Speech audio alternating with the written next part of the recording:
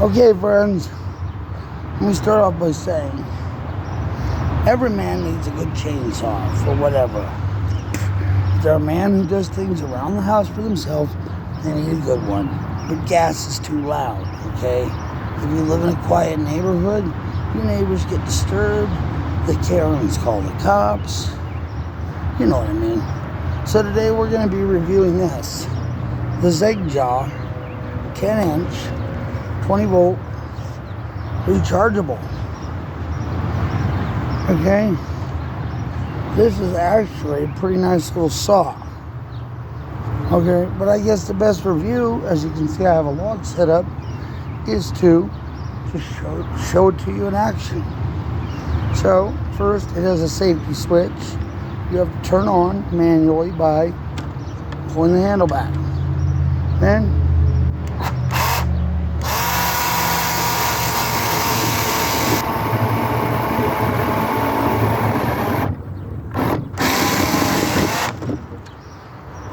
there you go. Nice, makes a nice clean cut. And there you go. That is the Zegjaw.